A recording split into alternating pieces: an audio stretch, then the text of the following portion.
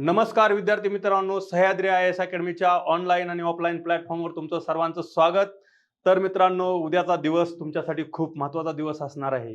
तर आता बघा, सगळ्यांचा अभ्यास झालेला आहे. तुम्ही कंप्लीटपणे तुमचा अभ्यास करून उद्याच्या परीक्षेला सामोरे जाणार आहात. तर त्यासाठी बघा, मी अनिल पालवे तुम्हाला मला राज्यसेवा आणि कंबाईन UPSC ह्या परीक्षांचा खूप सारा अनुभव आहे.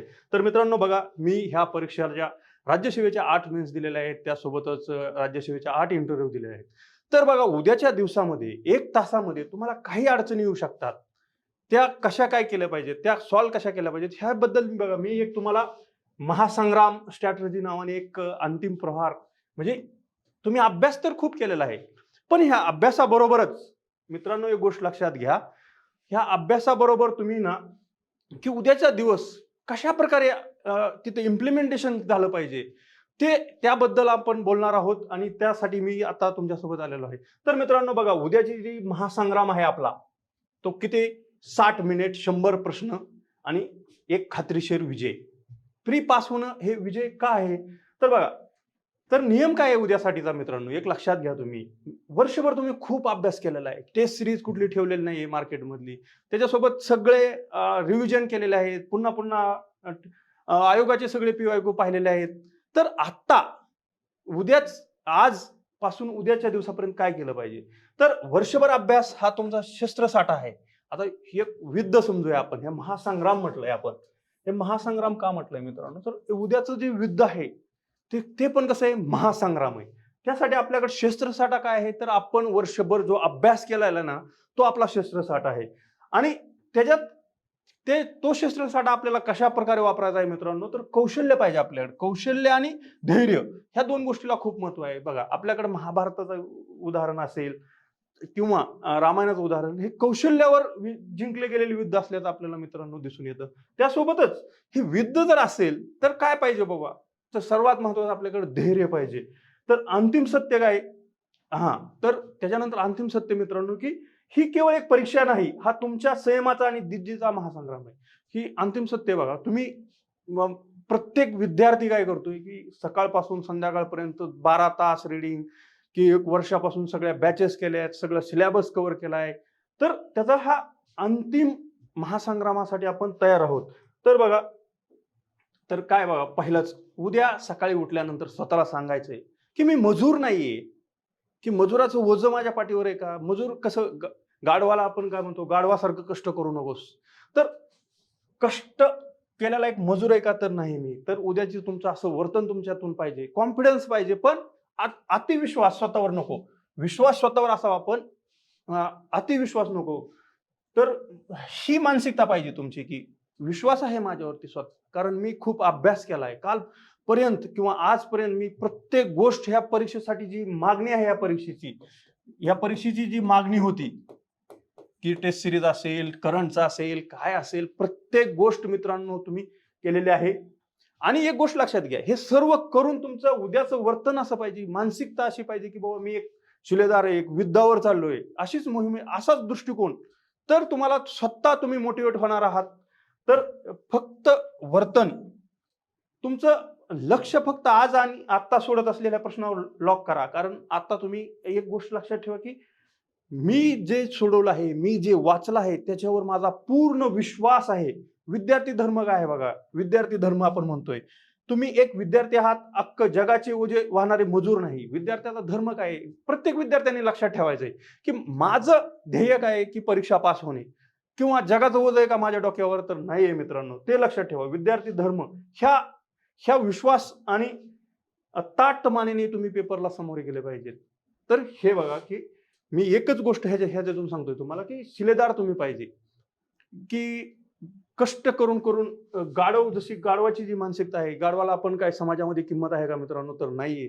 तर मानसिकता तुमची कामगाराची, मजुराची नसून एका शिलेदाराची मानसिकता पाहिजे, की हे मी कर्तव्य करतो आहे आणि त्यासाठीच ह्या महासंग्रामामध्ये मी उतरलेलो आहे. अशा प्रकारे तुम्ही तुमची मानसिकता ठेवा. त्यासोबतच सर्वात महत्त्वाचं बघा, एक गोष्ट मला पुन्हा पुन्हा सांगावीशी, ह्या स्पर्धा परीक्षेच्या अनुभवामध्ये मी ही गोष्ट पुन्हा पुन्हा अनुभवलेली आहे, की मित्र, की प्रत्येकाच्या वेगळ्या समस्या आहेत. जगामध्ये असं एकही व्यक्ती नाहीये की त्याला समस्या नाहीये. प्रत्येकाला अपयशाची भीती आहे. त्याच्यासोबतच काय भविष्याची चिंता आहे की ह्या परीक्षेत झालं नाही. आता मुली असतील बघा. मुलींचं उदाहरण देऊया की प्रत्येक मुलीला घरापासून दूर ठेवल्यानंतर तिचे पालक त्यांच्यावर दबाव असतो की बाबा तुझं लग्न करून टाकूया लवकर. मुलांना अशी चिंता आहे की माझं भविष्य काय, माझं लग्न होईल का नाही. त्याबद्दलची चिंता उद्याच्या दिवस तुम्ही सोडायची आहे मित्रांनो. एक लक्षात घ्या की उद्या जर तुम्ही नाही चिंता केली की जग बंद पडणार आहे का, किंवा उद्याचा दिवस जर तुम्ही फक्त स्वतःवर विश्वास ठेवला आणि स्वतः ह्या परीक्षेच्या लढाईमध्ये तुम्ही उतरत आहात, तर ह्या गोष्टीचा विचार का करावा. आपल्याकडे खूप वेळ आहे, 365 दिवस आहेत समोरचे, किंवा मुख्य परीक्षेपर्यंतचा वेळ आहे की ह्या गोष्टीचा विचार करायला. ह्या गोष्टींचा विचार किंचित सुद्धा मनामध्ये आणायचा नाही. की भूतकाळामध्ये मी खूप वेळा माझी सायन्स गडबडला आहे, हिस्ट्री हिस्ट्रीमध्ये मला काही जमत नाही, अशा गोष्टी. आणि भविष्याची भीती की बाबा ही परीक्षा म्हणजेच माझं सर्व भविष्य आहे का, हे सुद्धा तुम्ही डोक्यात ठेवायचं नाही. तुमचं लक्ष फक्त काय पाहिजे की ह्या मानसिकतेत पाहिजे की मी उद्या जिंकणारच आहे. बस. मी स्वतःवरती विश्वास कसा पाहिजे, एक गोष्ट लक्षात द्या, स्वतःवर एवढा विश्वास पाहिजे की तुम्ही स्वतःला सांगायचं आहे मित्रांनो की उद्या मी ह्या परीक्षेसाठी जी काही आयोगाची मागणी होती ती सर्व पूर्ण केलेली आहे, प्रॅक्टिस केलेली आहे, PYQ सर्व सोडवले आहेत. तर मला फेल का मी होईल. कारण अशी मानसिकता असेल, जर मनात भीती असेल की सकाळी उठलो हे वाचू का ते वाचू, अशी भीती मनामध्ये ठेवू नका. ह्या मानसिकतेतून तुम्ही उद्या परीक्षेला सामोरं जायचं आहे. त्यानंतर बघा नेक्स्ट, शांत जलनीती बघा की उद्याचा दिवस कसा असला पाहिजे. उद्याचा दिवस असा असला पाहिजे की शांत चित्त पाहिजे. उद्या तुम्ही सकाळी उठला तर बघा शांततेसाठी शांत मेडिटेशन, तुम्ही जर तुम्हाला सवय असेल, तुम्ही मेडिटेशन करत असाल तर मेडिटेशन करा. जर तुमची देवावरती खूप श्रद्धा असेल, देवाला नमस्कार करा की, आणि एवढंच म्हणा की मी आतापर्यंत ह्या एक परीक्षेसाठी जी मागणी आहे परीक्षेची ती सर्व केलेलं आहे आणि मी जिंकणार आहे. बस एवढं तुम्ही उद्या शांत राहायचं आहे. यासाठी बघा काय काय केलं पाहिजे ह्या शांत जलनीतीसाठी. तर मित्रांनो, विद्यार्थी मित्रांनो लक्षात घ्या, एक गोष्ट तुम्ही इथं विचारात घेतली पाहिजे की उद्या आता तुमचं परीक्षाचं ओळखपत्र, प्रवेशपत्र आलेलं आहे, हॉल तिकीट आलेलं आहे. त्या हॉल तिकीटनुसार तुमचं शाळा कोणती माहित आहे, तुम्ही त्याचं पूर्ण प्लॅनिंग केलेलं आहे की उद्या कसं मी जाणार आहे, मित्रांसोबत जाणार आहे, बसनी जाणार आहे, कॅब करून जाणार आहे. तर ते तुमचं प्लॅनिंग तसं डोक्यात ठेवा. आणि बघा त्याच्यात जरी काही प्रॉब्लेम झाला की की मित्र सोबत येणार होता पण त्याचा अडचण निर्माण झाली, तरी पण तिथं शांत राहायचं आहे. हे उद्या परीक्षेसाठी सगळ्यात महत्वाचं काय आहे की शांतता. ही शांतता झाल्यानंतर तुमच्या लक्षात येईल, पेपरमध्ये गेला आणि आता बघा ही मी तुम्हाला पेपरच्या हॉलपर्यंत पोहोचण्याची शांतता सांगितली. त्याच्यानंतर पेपर सुरू झाला, त्यानंतरची काय शांतता असली पाहिजे बघा. हे पॅनिक बटन आहे आपलं की एखादा प्रश्न बघा, आपल्या पेपरमध्ये कसं आहे मित्रांनो, हिस्ट्रीचे पहिले प्रश्न असतात तसे येतीलच का, ते 99% तसेच येतील. हिस्ट्रीचं बघा की 31 मेच्या परीक्षेमध्ये काय झालेलं आहे मित्रांनो, 31 मेची जी परीक्षा होती त्याच्यामध्ये हिस्ट्री हा खूप अवघड विचारला.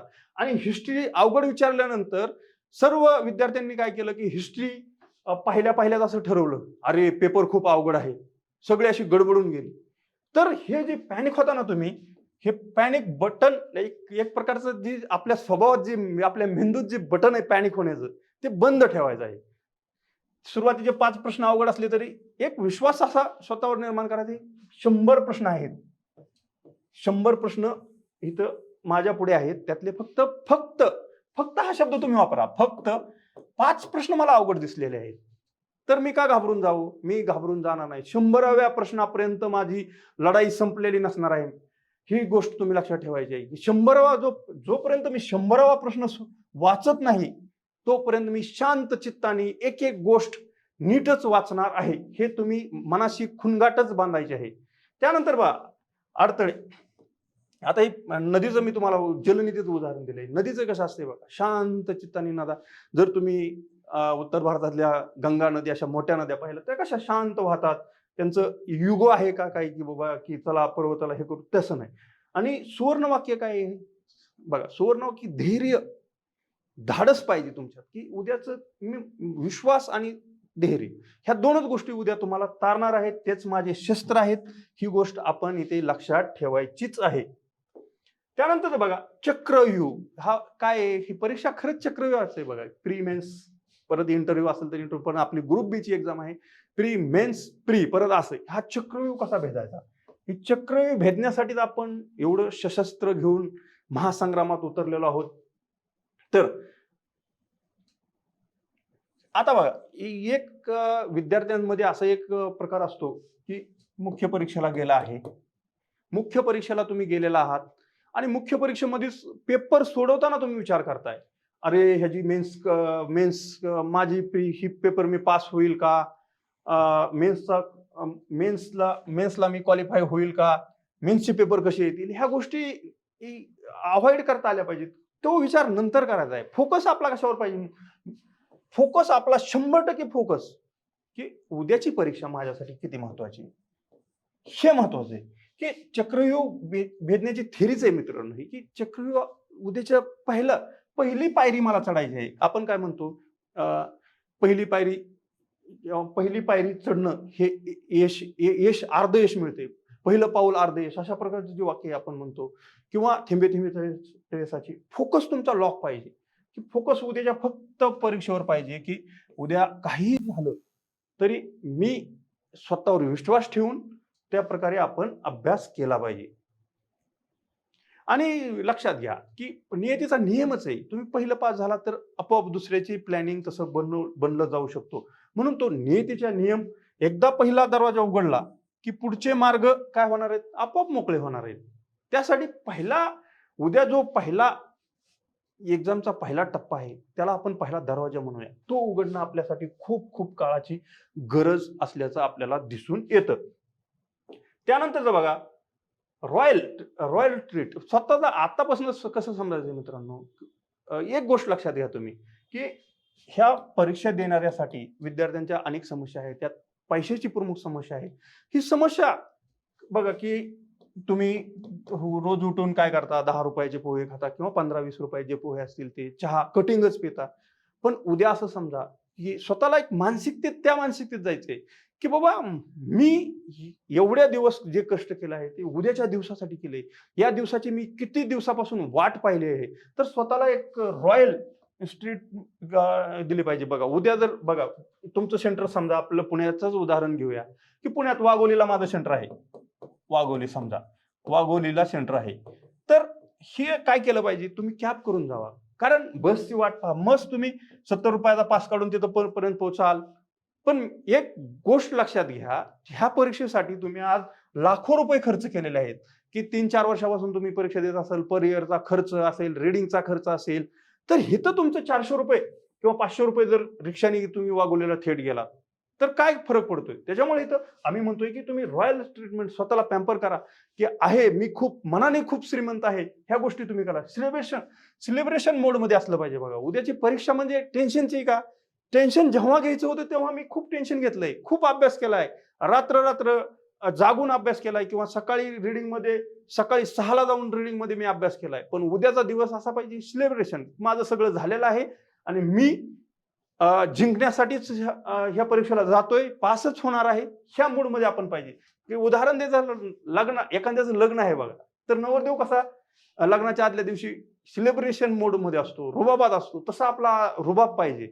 कारण मरगळल्याने परीक्षेच्या हॉलमध्ये मी ते सगळं अनुभवलंय, त्या अनुभवातून तुम्हाला सांगतोय की असं नाही करायचं की उद्या आपला की परीक्षेसाठी इतकं प्री प्लॅन आणि आनंदी पाहिजे आपण.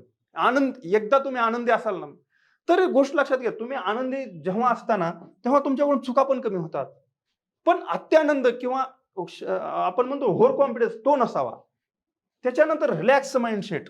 आज काय करायचं आहे, जर तुमचं काही वाचायचं राहिलं असेल तर घाबरून जाऊ नका की माझं पॉलिटिची रिव्हिजन राहिली आहे, इन्व्हायरमेंटची राहिली आहे, जिओग्राफीचा जो पार्ट आहे तो राहिलेला आहे, त्यासोबत गणिताचं मी फॉर्म्युले पाहिले नाहीत. तर तुम्ही खूप केलेलं आहे, स्वतःला पुन्हा पुन्हा सांगा की मी मागच्या 4-5 वर्षापासून किंवा मागची मेन्स झाल्यापासून 3 महिन्यापासून ह्याच प्रीचा अभ्यास करत आहे आणि मी सर्व वाचलेलं आहे. आयोग ह्याच्या बाहेरचं काही विचारणार नाही. ह्या माइंडसेटमध्ये जर तुम्ही गेला तर मस्तपैकी गाणी ऐका. त्यानंतर बघा गाणी ऐका, हार्ट नॉर्मल म्हणजे नॉर्मल राहा. त्याच्यासोबत स्वतःचा गौरव करा, की स्वतःला एक सांगा. स्वतःला तुम्ही एक सांगायचं आहे, की बाबा मी ह्या परीक्षेसाठी कॅपेबल होतो आहे, म्हणूनच मी ही परीक्षा देत आहे. एवढं स्वतःवर विश्वास ठेवा.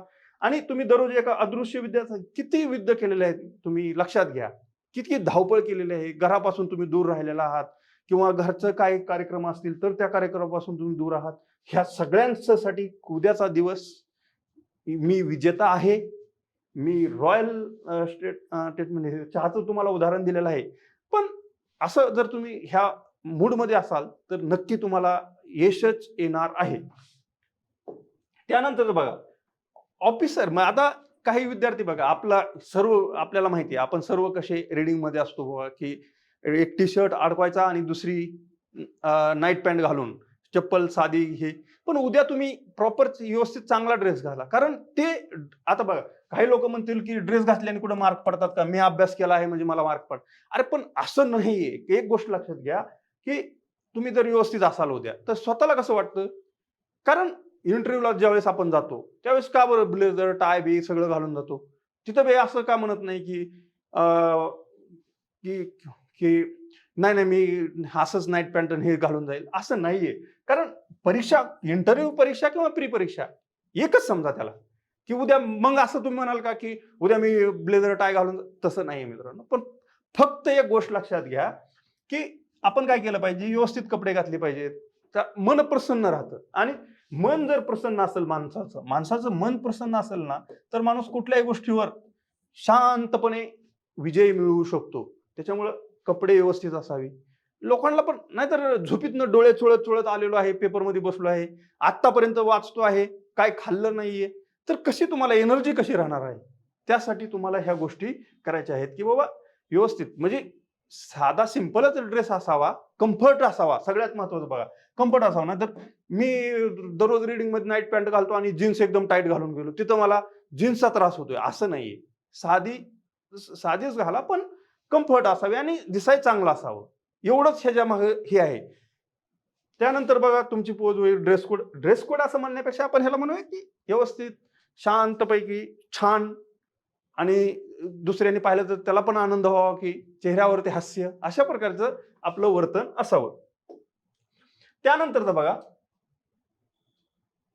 इंजिन स्टार्टर हॅक असं आपण त्याला नाव दिलंय, की बाबा पेपर मिळाला की पहिल्या प्रश्नापासून फटफट फटफट सोडवायचा, अशा प्रकार करू नका.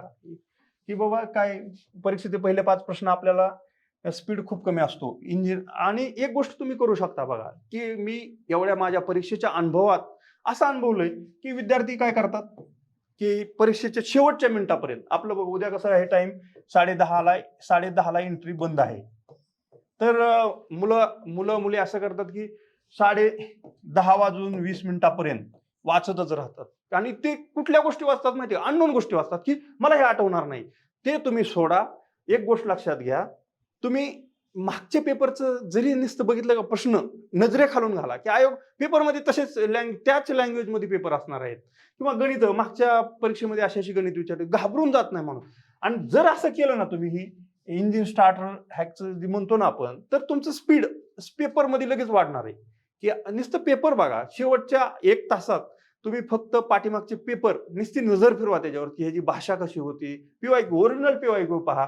बघा क्रिकेटचं इथं छानपैकी आपण उदाहरण काय दिलेलं आहे बघा, की धोनी असेल किंवा कुठला विराट कोहली आपण म्हणूया. विराट कोहली जसं बॅटिंगला जाण्यापूर्वी काय करतात, ती 2-2 बॅटने सराव करतात. ती कसं कम्फर्ट आहे बाबा आपण त्यानुसार वॉर्म अप खूप महत्वाचा आहे. मग आपल्याला जर अभ्यासच त्या वेळेत करायचा आहे तर हे गोष्टी करा, की जे मला सगळ्यात चांगलं माहित आहे ते पहा. किंवा अननोन गोष्टी अशा कुठल्या पाहू नका. अशा गोष्टी परीक्षेमध्ये आठवत नसतात. तुम्हाला ह्या राज्यसेवेच्या 8 वर्षाच्या अनुभवातून तुम्हाला सांगतो, की परीक्षा जर तुम्हाला पास व्हायची असेल, 8 वेळा मी राज्यसेवेच्या 4 इंटरव्ह्यू पण दिलेले आहेत. पण सिलेक्शन कसं होत असतं तर मित्रांनो ह्या गोष्टी लक्षात घ्या, की आपण एवढं शांत डोक्याने हे केलं पाहिजे. त्यानंतरच बघा, हा पॉवर ऑफ थँक्यू हे कन्सेप्ट खूप महत्वाचे आहे. सकारात्मक एनर्जीचं कवच आहे, की प्रत्येकाला तुम्ही आभार मानलं तर तुमचं काय जातंय, की रिक्षावाला, तुम्ही रिक्षा घेतली, रिक्षावाल्याने तुम्हाला तुम्हाला वेळेत नेऊन पोहोचवलं, त्याला धन्यवाद माना. कारण इथं पॉझिटिव्ह एनर्जी स्वतःमध्ये निर्माण होत असते. किंवा वर्गामध्ये गेला तर तुम्ही देवाचा आभार माना, की देवा मला तू इथं वर्गापर्यंत येऊन संधी दिलीस, धन्यवाद. किंवा तुमच्या शिक्षकांचे आभार माना, की तुम्ही मला एवढं चांगलं शिकवलं आहे, त्याच्यामुळे मी इथपर्यंत पोहोचलो आहे. तर त्यामुळे पॉवर ऑफ थँक्यू हे खूप महत्वाचं, म्हणजे सकारात्मक दृष्टिकोन आपल्याला देण्यासाठी ही गोष्ट मदत करत असते. बघा, तुमचा बेंच आहे छानपैकी, तुम्ही बसला आहात, तुम्हाला बेंचला बोलू शकता, की बेंच किती छान मला मिळालेला आहे. त्याच्यानंतर फॅन असेल, आता उन्हाळ्याचा दिवस, उन्हाळा म्हणजे जून सुरू असून सुद्धा इथं पाऊस पडत नाही, टेम्परेचर गरमी आहे, सकाळी 9लाच गरमी सुरू होत आहे, तर पण फॅन असेल, पर्यवेक्षक असतील, त्यांच्याशी व्यवस्थित बोला. ओयावर सीट हातात मिळाली, वा छान मिळाली, असा तुम्ही पॉझिटिव्ह सकारात्मक दृष्टिकोन ठेवला पाहिजे. तर तुम्हाला ही पॉवर ऑफ थँक्यू ह्याच्यातून तुमची सकारात्मक ऊर्जा निर्माण होत असल्याचं आपल्याला दिसून येतं. त्यानंतर बघा, लक्ष्मण रेषा. लक्ष्मण रेषा का म्हणायचं आहे? आपलं काय गंमत आहे बघा, पेपरची खूपच गंमत आहे. 60च मिनिटं आहेत आपल्याकडे आणि 100 प्रश्न आहेत. तर कितीतरी असे विद्यार्थी आहेत की बघा, त्यांचं ते शेवटच्या 5 मिनिटं फक्त त्यांचे 80 प्रश्न सोडून होतात. तर तुम्ही काय केलं पाहिजे? पॉवर ऑफ काटेकोर, वेळेचं काटेकोर नियोजन पाहिजे, की गणिताला मी 20 मिनिटं देणारच, हे लक्षात ठेवा. 20 मिनिटं, कारण गणित खूप मागच्या 3 वर्षापासून आयोग आपल्याला दिसून येतं की गणित खूप सोप्या पद्धतीने विचारत आहे, सोपी गणित विचारत आहे. तर ही अशी सोपी गणित जर येत असतील तर त्याला आपण न्याय दिला पाहिजे. आपण असा विश्वास नाही ठेवायचा बघा, की की मी काय करेल, एक गोष्ट अशी करेल की की 80 पर्यंत पोहोचलो आणि शेवटचे प्रश्न 1 2 3 4 टिक करून देईल किंवा नंबर मारेल 2 2 2 2, असं करायचं नाहीये. ही खूप चुकीची मेथड आहे. तुमचं लक म्हणा, लक लागणं आणि न लागणं, ह्याला आपण यशस्वी होण्यात हे सहकार्य आपल्याला करू शकत नाही. तर घाईघाईत तुम्ही ह्यामुळं काय करू शकता, तुम्ही जर ही टायमाची लक्ष्मण रेषा जर पाळली नाही तर तुमचं इथं नुकसान होऊ शकतं. गणिताला बघा, आरामात तुम्हाला 15-16 मार्क 20 मिनिटं जर दिली तुम्ही तर मिळू शकतात. त्यामुळे हे लक्षात ठेवायचं आहे. ठीक आहे. आणि त्याच्यानंतर एक महत्वाचं मी तुम्हाला सांगू इच्छितो, कारण मी खूप बघितलंय हे, की काय करतात पोरं, की पेपर बघा 5 मिनिटं पहिला दिला जातो. जनरली काय केलं जातं, पुण्याबाहेरचं सेंटर वगैरे असेल तर 5 मिनिटं दिला, ते वाकडा करतील, इकडून बघतील, तिकडून बघतील, किंवा त्याचं सेल आहे ते तोडतील. ह्या गोष्टी करू नका. कारण ह्या गोष्टी जर केल्या, एक्झामिनर तुम्हाला ओरडला, अरे तुला कळतंय का नाही, तर काय होऊ शकतं, की आपण पॅनिक होतो, घाबरून जातो. त्याच्यामुळं बरोबर ज्या आयोगाने तुम्हाला 1 तास दिलाय ना, तो 1 तास आपल्याला खूप चांगल्या प्रकारे वापर करायचा आहे. म्हणून हातात पडल्या पेपर 5 मिनिटं आधी दिल्यानंतर काय करायचं, आपण ते शांतपैकी ज्या इन्स्ट्रक्शन आहेत ते जे सांगतात, की तुमचा नंबर व्यवस्थित लिहा किंवा पेपरचा नंबर लिहा, त्या करायच्या गोष्टी आहे. आणि शांत बघा, 11चा जसा बेल झाला तसा पेपर आपण उघडायचा आहे. त्याच्यामुळं नियोजन, टाइम, ही परीक्षा मी तर काय म्हणतो माहिती का, नेहमी ही फक्त वेळेची परीक्षा आहे. 1 तासामध्ये जो जिंकतो तो जिंकतो. त्याच्यामुळं वेळ, संयम ह्या गोष्टी खूप महत्वाच्या आहेत. एका क्षणाची घाई पण, आता जर तुम्ही पटकन फोडलं, एक्झामिनर तुमच्यावर रागवले, 2 मिनिटं त्यात गेली. आता मी असं सुद्धा काय पाहिलंय, की एक्झामिनर मध्येच येतात, एखाद्या विद्यार्थ्याला उठवतात, म्हणतात तू असं का केलंस. त्याच्यानंतर ते दुसरे जे केंद्र प्रमुख असतात त्यांना बोलवतात, त्यांच्यासोबत चर्चा. म्हणजे आपल्यामुळं अख्खा वर्ग पण डिस्टर्ब होतो. स्वतः तर कुठली मानसिकता राहील बरं ती. त्या मानसिकतेचा विचार करून तुम्ही ही गोष्ट नक्कीच पाळायची आहे. कारण पहिली 2 मिनिटं जरी मिळाली तरी ते तुमचं नुकसानच करू शकतात. ही गोष्ट तुम्ही लक्षात ठेवायची आहे. आणि त्यासोबत बघा, एक्झामिनरशी वाद घालतात काही विद्यार्थी, की सर पेपर द्या. ते अरे पेपर देण्यासाठीच तुम्हाला तिथे थांबलेले आहेत. कारण त्यांचं ना आपली काही दुश्मनी आहे का, हा विचार, हाही सकारात्मक तुम्ही ठेवा. हे शिक्षकाची माझी काही दुश्मनी आहे का, तर नाहीये. जर त्यासाठी त्यांची नेमणूक आयोगाने केलेली आहे तर ते त्यांचं काम करतील ना. त्यांचं काम त्यांना शिकवू नका. काही विद्यार्थी काय करतात, सर पेपर द्या आम्हाला, असं देतात, हे नंबर लिहावा लागतो, ते करू नका. तिथं तुमचं नुकसानच होणार आहे. ही गोष्ट लक्षात ठेवा. टाइम मॅनेजमेंट खूप खूप महत्वाचं आहे या परीक्षेच्या दृष्टिकोनातून. त्यानंतर बघा, फर्स्ट लुक स्कॅनिंग काय केलं पाहिजे. आता बघा, पेपर आपल्याला एक पेपर आपल्याला दिसला आहे 31 मे, हा राज्यसेवेचा पेपर आहे. खूप अवघड लेवलचा पेपर, डिफिकल्टी. तर तेव्हापासून आपल्या एमपीसी क्षेत्रामध्ये काय खळबळ उडालेली आहे की उद्याचा कंबाईनचा पेपर पण असाच येईल का.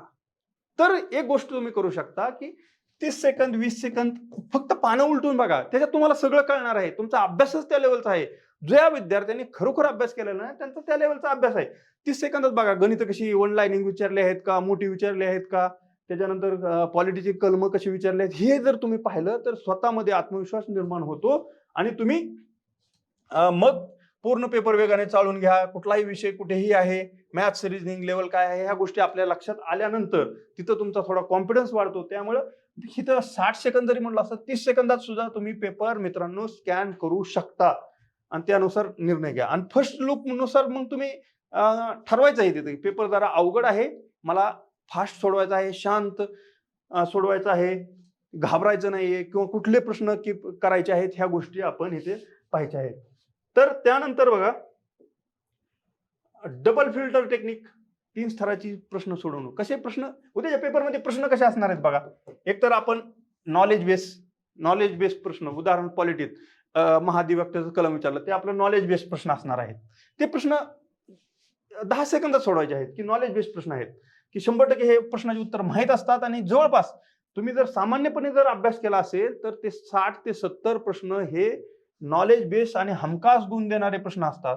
फिल्टर 2 मध्ये आपण काय म्हणूया, फिल्टर 2 मध्ये बघा, जिथे 2 ऑप्शन मध्ये कन्फ्युजन असते, डेफिनेटली 2 ऑप्शन मध्ये कन्फ्युजन असते की बाबा की आताच बघा, पंचवार्षिक योजनेचा प्रश्न होता की 4थी पंचवार्षिक कार्यकाल, त्या 2 ऑप्शन मध्ये राज्यसेवेला ते अडचण येत होती. तर त्या 2 ऑप्शन मधले इलिमिनेशन टेक्निक, ही इलिमिनेशन टेक्निक किंवा जे मार्केटमध्ये बोलली जाते ठोकताळे पद्धत काय आहे ती तुम्ही वापरू शकता. आणि तिसरं, आउट ऑफ बॉक्स जे क्वेश्चन वाटतात की कधीच वाचलेले नसतात, की इकॉनॉमिक्स मध्ये एखादा सायंटिस्ट विचारला तो आपण कधीच वाचलेला नसतो, जिओग्राफी बद्दल एखादी माहिती आपल्याला कधीच नसते, आणि इतिहासाचंच उदाहरण घ्या, भुसावळ बॉम्ब खटला जनरली लोकांना माहित नव्हता. अशी जर असेल तर तिथं तुम्ही निगेटिव्ह मार्किंग पण आहे आपल्याला. आणि जास्त असे प्रश्न असतील तर काही प्रश्न तुम्ही कीप करण्याचा सुद्धा विचार करू शकता. ह्या गोष्टी करणं गरजेचं आहे. त्यानंतर बघा, बोनस मार्क शिकार. ही बोनस मार्क असतात ना, ही एक आपल्या पेपरवर खूप मोठा परिणाम करू शकतात. बोनस मार्क शिकार हे काय आहे बघा, की असं असतं की एक 10-15 प्रश्न एवढे सोपे असतात, एवढे सोपे म्हणजे असं म्हणूया की इयत्ता 10वीतला विद्यार्थी सुद्धा ते सहज सोडू शकतो. पोलीस भरती लेवलचे किंवा ग्रुप सी डी परीक्षा लेवलचे जे प्रश्न असतात का ते असतात. त्याच्यावरून आपण असं कन्क्लुजन नाही काढायचं की पेपर अत्यंत सोपा होता. बघा, आता जर विचारलं इंडियन नॅशनल काँग्रेसचे पहिले अध्यक्ष कोण होते, किंवा विचारलं राज्यपालाची नेमणूक कुठल्या कलमानुसार केली, हे एकदम इझी कॅटेगरीतले प्रश्न असतात. ह्याच्यावरून आपण असं अनालिसिस नाही करायचं की सगळाच पेपर सोपा आहे, मग तिथंच आपलं लगेच कट ऑफ किती लागेल, 80च्या वर जातोय का, 70च्या वर जातोय का, 65च्या वर जातोय, हा विचार करायचा नाही. हा सुवर्ण गोल्डन नियम, गोल्डन रूल काय आहे बघा, अवघड प्रश्न चुकल्याने कोणीही नापास होत नसतो नाही, पण सोपे प्रश्न चुकल्याने शर्तीतून बाहेर आपण जाऊ शकतो.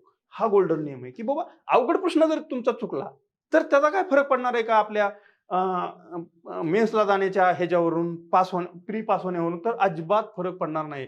पण ज्या वेळेस तुम्ही सगळ्यांना येणारे, म्हणजे सगळ्यांना पण 90% विद्यार्थ्यांना येणारे जर 5 प्रश्न चुकला तर तुम्ही त्या परीक्षेतून बाहेर पडण्याचे चान्सेस खूप असतात. म्हणून हे पण वाक्य लक्षात ठेवा, हा गोल्डन नियम लक्षात ठेवा की सोपे चुकले नाही पाहिजेत. मी तर नेहमीच सांगतो विद्यार्थ्यांना, मित्रांना हे सांगतो की बघा, ज्याचे सोपे प्रश्न बरोबर येतात ना तो हमखास प्री पास होतो. तर हे आपण टाळायचं आहे. त्यानं बोनस मार्क कोणत्याही परिस्थितीत पुढच्या पत्रात पडलेले पाहिजेत. बोनस म्हणजे सोपे प्रश्न, सिली मिस्टेकला माफी नाही बघा. सिली मिस्टेक जर तुम्ही करत असाल ना, 5 सिली मिस्टेक जर केल्या, जोड्या लावा असतात की 2 पर्यायात एकच पर्याय बघितला आणि जोडी पटकन लावून टाकली, तसं नाही. तुम्ही ते क्रॉस व्हेरीफाय करा. येणारे प्रश्न चुकलेच नाही पाहिजेत. जर येणारे प्रश्न चुकले तर तुम्ही प्री पास होऊ शकत नाही. पण जर येणारे प्रश्न जर तुम्ही बरोबर आणले तर मी गॅरंटेड तुम्हाला 100% सांगतो की तुम्ही आज प्री पास आहात. त्यानंतर बघा,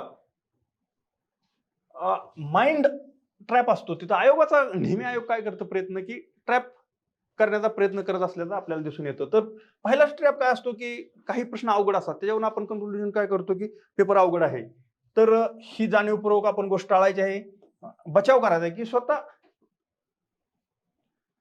तर असं वाटलं, की हिस्ट्री खूप अवघड आहे, तर ते तिथंच तुम्ही तत्काळ थांबवा, पॉलिटिकडे जावा.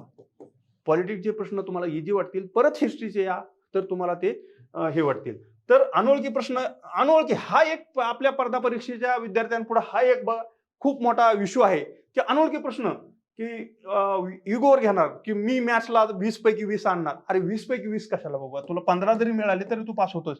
तर एक प्रश्न समजा चक्रवाढ व्याजावरचा आहे, तर ते मी 4 मिनिटं घालणार. असं करू नका. जर येत नसेल तर तो सोडून पुढचा प्रश्न करा. आपल्याला फक्त 100 प्रश्न अटेम्प्ट करायचे आहेत म्हणजे काय, की त्यातले निवडायचे आहेत. पर्याय आपल्या डोळ्यासमोर येते उत्तर, तर ते निवडायचे असल्याचं आपल्याला दिसून येतं. तर आता आपल्या क्रिकेटच्या भाषेत जर काय सांगू शकतो, प्रत्येक बॉलवर सिक्स मारायची गरज आहे का? नाहीये. आपलं बघा, T20 मध्ये किती रन होतात? ॲव्हरेज 200 रन होतात. तर प्रत्येक बॉलवर जर सिक्स मारला तर किती रन होतील? त्यासाठी बघा, ह्या गोष्टी आपल्याला उद्या इम्प्लिमेंट करायच्या आहेत, की अवघड प्रश्न दिसले हिस्ट्रीचे कुठल्या एका विषयाचे, तर दुसरा विषय सोडवा पटकन. तिथं तुमचं निर्णय क्षमता खूप महत्वाची आहे. त्यानंतर बघा, आता शॅरलॉक होप्स मेथड काय होते बघा, हे खूप मोठे आपल्याला माहित आहे, की गुप्तहेर असल्याचं दिसून येतं. प्रेझन्स ऑफ माइंड तिथं किती कसं काम करतं ह्या गोष्टी आपण पाहायच्या आहेत. क्लासिकल गणित, जसे मच्छर चावल्यावर आपण बघा झोपीत जरी असलो तर मच्छर जर चावला नेमकं तिथंच आपण हात लावतो का दुसरीकडे लावतो, मच्छर इकडे चावला असं होत नाही ना. अप्रोच, आता अप्रोच पण तिथं खूप महत्वाचा आहे. काय अप्रोच असावा बघा, आयोगाने खूप मोठी मोठी वाक्य विचारले, अर्ध पान भरून प्रश्न आहे. तर काय विचारले ते आधी वाचा. गणितात हे खूप अप्रोच, गणित सोडवताना खूप हे करतं बघा. गणित खूप मोठं असतं पण शेवटची वाक्य, शेवटची लाईन खूप महत्वाची आहे. विचारलंय काय त्याच्यावरून आपलं उत्तरापर्यंत पटकन पोहोचू शकतो. जर बरोबर प्रश्न विचारले सगळे, की बरोबर, तर आपण चुकीचं वाक्य शोधायचं. असा अप्रोच आपण सगळं केलेलं आहे. आणि डिसिजन घेता आलं पाहिजे, की पटकन प्रश्न सोडून आपण पुढे कसं जाणार आहोत. त्यानंतरचं बघा, कट ऑफ क्रॅक नियम. अफवावर विश्वास ठेवू नका. जर परीक्षेतच असं वाटलं, की मागच्या वर्षी कट ऑफ बाबा 62% होतात, 62 मार्क होतात, त्याच्यानंतर 51 लागला, ह्या अफवा असतात, की डोक्यात आपल्या असं असतं, की राज्यसेवेचा एवढा पेपर अवघड येऊन लोक म्हणतात, की 100ला होईल का नाही, मी राज्यसेवा दिलेली आहे. ह्या कट ऑफच्या अफवा ज्या पसरलेल्या असतात त्याचा आपल्या पेपरवर परिणाम होऊ द्यायचा नाहीये. तर कट ऑफ आता फक्त काय, आपला 1 तास आणि आपण, ह्या 2 गोष्टी लक्षात ठेवायच्या. 1 तास मी नीट कुठलाही विचार न करता पुढे जाणार आहे, तर आपण ते पुढे जायचं आहे.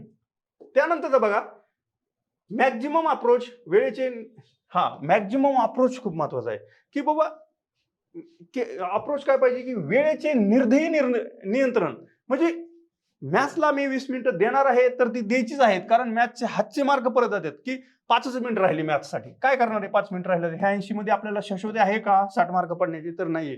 त्याच्यामुळे वेळ, घड्याळ प्रत्येकाकडे असावं. घड्याळ, काही विद्यार्थी असे असतात की घड्याळ नसतंय त्यांच्याकडे. ह्या गोष्टी टाळा तुम्ही. घड्याळ चालू कंडिशन मध्ये पहा. सेल कधी टाकलं होतं, की आपलं नशीब असं नसावं, की की नेमकं चालू होतं आणि पेपरला गेल्यावर बंद पडलं. असं नाही. तर आताच लक्षात घ्या, की आजच तुम्ही ठरवा, की आपल्याकडे घड्याळ चांगल्या कंडिशन मध्ये आहे का? तर आहे. त्यानुसार ते करा. त्यानंतर बघा, हे काय शेवटचं ब्लॉक. सगळ्यात महत्वाचं काय आहे आपल्याकडे, की पेपरला गोल कसे करायचे. ती काय होतं माहितीये का, की आपलं 100 प्रश्न सोडवतो आपण पटपट आणि गोल शेवटी करण्याचा प्रयत्न करतो. तर असं करू नका. त्याच्यात तुमच्या खूप साऱ्या चुका होऊ शकतात, की एका प्रश्नाचं जर चुकलं, असे खूप सारे माझे विद्यार्थी आहेत किंवा मित्र आहेत, तर त्यांचं असं प्री गेलेले आहे, मेन्सच्या रिझल्ट गेलेले आहेत, की चुकीचे 4 गोल झाले, त्याच्यामुळे मी फेल झालो. तर ह्याच्यात सुद्धा बघा, ते तुम्ही जे आतापर्यंत पेपर टेस्ट सिरीज मध्ये जे करत आलेला आहात त्यानुसार करा, की बाबा, की मी पहिले 25 प्रश्न सोडवेल, त्याच्यानंतर नंतरचे सोडवेल, असं करा. कारण शेवटी गोल कराय कुणीही ठेवायचं नाहीये, ही गोष्ट तुम्ही लक्षात घ्या. त्यानंतरचं बघा, the golden time shift. Scanning नंतर तुमच्या लक्षात आलेलं असतं की पेपरची स्कॅनिंग केलं, गणित तुम्हाला उद्या जर मोठी मोठी दिसली अर्ध्या अर्ध्या पानाची, तर तुमच्या लक्षात येणार आहे कुठलाही विद्यार्थी ही गणित 20 पैकी 20 सोडवू शकत नाही. त्याच्यावर तुम्ही ठरवायचं की काही अटेम्प्ट करायचे आहेत ना. आणि इथं एक मी तुम्हाला कुणी सांगणार नाही ती गोष्ट सांगणार आहे की कुणीही विद्यार्थ्यांनी एक गोष्ट लक्षात ठेवायची आहे की की न वाचता प्रश्न उत्तराचं टिक करायची नाहीये.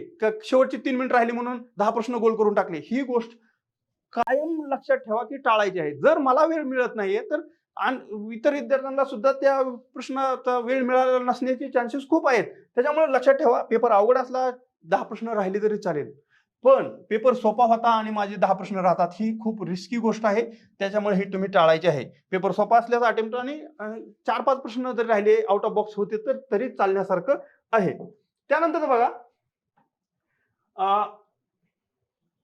आणि ही उद्या परीक्षा म्हणजे काय की विद्या आहे का, खरंच जीव घेणं विद्या आहे का, की बुवा नाही ही परीक्षा पास झाली तर माझ्यावर आभाळ कोसळणार आहे. तो फेस्टिवल आहे आपल्या जीवनातला, की मला संधी मिळाली परीक्षा देण्याची. फक्त असे खूप विद्यार्थी आहेत त्यांना संधी मिळत नाही. तर हे स्वतःच्या मनाला सांगा की हे एक परीक्षाच आहे फक्त. शेवटचं मी तुम्हाला हीच गोष्ट सांगतोय की परीक्षा आहे म्हणून तिच्याकडे पहा. कारण काय होईल की नाही ह्या परीक्षानंतर माझं सगळं जग संपलं की मी संपलो, ह्या गोष्टी डोक्यात ठेवायच्या नाहीत. जर असं केलं तर तुम्हाला पेपरमध्ये खूप तुम्ही पॅनिक व्हाल आणि तुमच्या ह्या पेपर सोडवण्यावर परिणाम होण्याची शक्यता खूप असते. त्यामुळे उद्याचा दिवस आनंदातच राहायचा आहे, तणाव कुठलाही घ्यायचा नाही. जगात कुठलंही बघा, अमेरिकेने इराणवर बॉम्ब टाकला किंवा इराणने अमेरिकेवर बॉम्ब टाकला तर मला काही फरक पडणार नाही. ह्या ॲटिट्यूडमध्ये तुम्ही राहायचं की उद्यासाठी माझ्यासाठी ही उद्याची परीक्षा महत्वाची आहे, मी शांत आहे. तसंच तुम्ही तुमचं वर्तणूक ठेवायचं आहे. त्यानंतर बघा शेवट काय म्हणतो, विजयाचा शंखनाद. शेवट आपण हे महासंग्राम मध्ये काय केलं की विजयाचा शंखनाद उद्या वाजवायचाच आहे आणि विजय मी होणारच आहे आणि मी हे कष्ट एवढं केलेलं आहे हे तुमच्या सगळ्यात लक्षात आहे. आणि शेवट बघा, हे वाक्य खूप महत्वाचं आहे, सब कुछ धैर्य में ही निहित है. की सगळं उद्याचं परीक्षा अभ्यास सगळ्या गोष्टी आता संपलेल्या आहेत, फक्त उद्यासाठी धैर्य आणि आत्मविश्वास हेच तुम्हाला तारणार आहे आणि तो तुमच्याकडे खूप सारा आहे. हे प्रत्येक विद्यार्थ्यांना आपली आपली क्षमता माहीत आहे. तर बघा, वर्षभराची तपश्चर्या हे लक्षात ठेवा आणि घाबरून जाऊ नका. त्या प्रकारे तुम्ही परीक्षेचा अभ्यास करा. स्वतःबद्दल सुद्धा आत्मविश्वास बाळगा, अभिमान बाळगा की मी लायक आहे म्हणूनच ही परीक्षा देत आहे. जर मी लायक नसतो तर परीक्षेलाच नसतो ना. तुमचे कष्ट आणि तुमचे देव तुमच्या पाठीशी नक्कीच, तुम्हाला तुमचं कष्ट आणि तुमचं लक तुमच्या पाठीशी नक्कीच उभा राहणार आहे. तर या रणभूमीत उतरा, 100% द्या, जिंका आणि विजयाचा शंखनाद करा. तर तुम्हाला सर्वांना उद्याच्या परीक्षेसाठी मित्रांनो ऑल द बेस्ट. लवकरच भेटू कसा पेपर होता ह्याबद्दल. पण तुम्ही सह्याद्री अकॅडमीचे युट्यूबवर व्हिडिओ पाहत असाल तर त्यांना लाईक करा, शेअर करा, कमेंट करा आणि आम्हाला तुमच्या काही शंका असतील तर ते कळवा. तोपर्यंत थांबतो आणि मित्रांनो उद्यासाठी तुम्हाला खूप साऱ्या सह्याद्री परिवाराकडून शुभेच्छा. धन्यवाद.